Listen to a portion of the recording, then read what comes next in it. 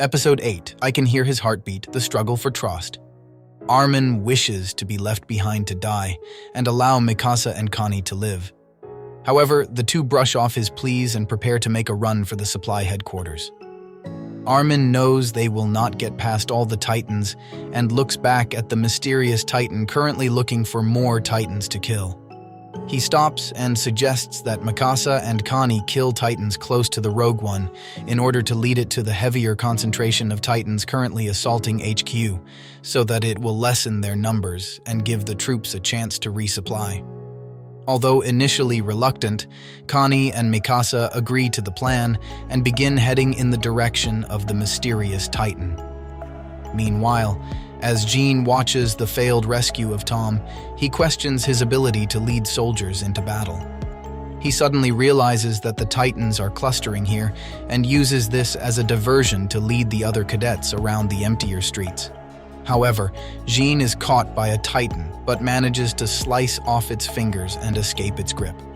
Marco thanks Jean for his quick thinking and tells him that he truly is cut out to be a leader, to which Jean replies that he does not know. Most of the cadets manage to reach the building, with a few dying, and break into the upper levels by crashing through the window panes.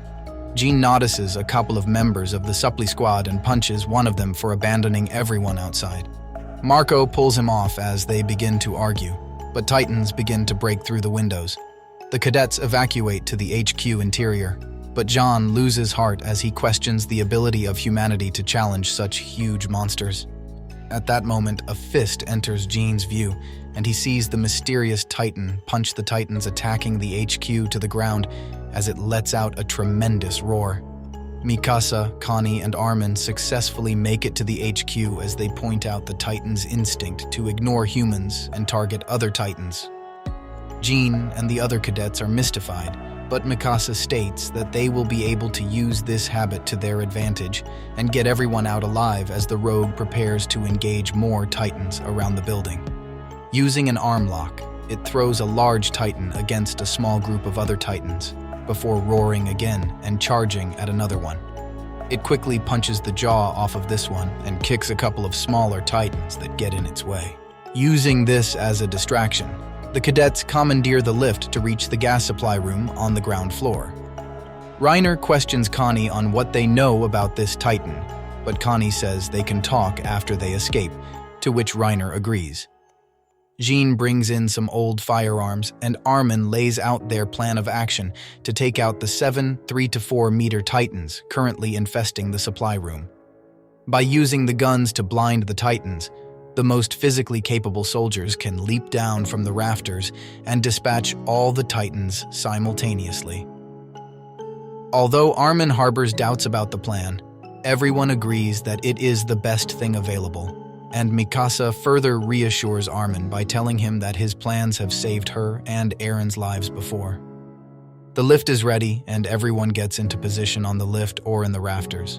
A bit of humor results as Reiner tells Connie that the second Titan weak spot is a sword up their ass. As expected, the Titans begin to close in on the human concentrated lift, and when they are closest, are exposed to the devastating volley of gunfire to their eyes. At that moment, Mikasa, Reiner, Annie, Berthold, Jean, Connie, and Sasha leap from the rafters and kill their designated Titan. However, Sasha and Connie fail, and Mikasa and Annie come to their rescue. Reiner comments that he is happy Annie was not hurt in the attack. The cadets, although shaken, are elated as the supply room is cleared and begin refueling their gas tanks. Marco and Jean then talk about Jean being a leader. Marco elaborates by saying that since Jean is not strong, he knows how it feels to be weak and also is very good at judging the best course of action in a situation. When the cadets finish refueling, they all leave the HQ and begin heading for the safety of the wall. However, Mikasa is watching the mysterious Titan as it has been pinned down by multiple other Titans who are now resorting to cannibalism. She believes this anomaly could help unravel some of the mystery surrounding the Titans and contemplates aiding it. Reiner agrees, saying that if the rogue died, they will have learned nothing. When Jean argues that it is still a Titan, Annie replies that it could be a potential ally. At that moment, Armin spots the abnormal that killed Thomas, to which the mysterious Titan angrily bounds toward, losing both arms in the process, and slays the abnormal by biting fiercely into its neck. The Titan then lifts the Titan's corpse-turned weapon and crushes the Titans pursuing it, before sending the body and another Titan flying into a house. Grimly, Jean asks which Titan needed help, but then the mysterious Titan lets out one final roar before falling to the ground.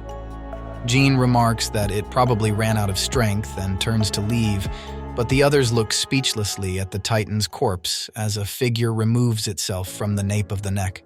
The figure who emerges is Eren, unconscious but alive. While the others are in shock, Mikasa quickly goes to check on Eren. She is in shock but embraces him before listening for a heartbeat and breaks down as soon as she finds it. The scene shifts to stationary guard spotter monitoring the situation in Trost before turning back to the top of the supply HQ, where Jean, Armin, Reiner, Berthold, Annie, a crying Mikasa, and an alive Eren are now present. Armin notices Eren has regenerated his missing limbs, but questions arise as he saw Eren get eaten. He grips Eren's hand and breaks down into tears as well. Jean, one of the speechless spectators, realizes something and turns around. He observes the disintegrating corpses of the Titans and realizes that Eren was the cause of it all. Next episode, whereabouts of his left arm, the struggle for Trost.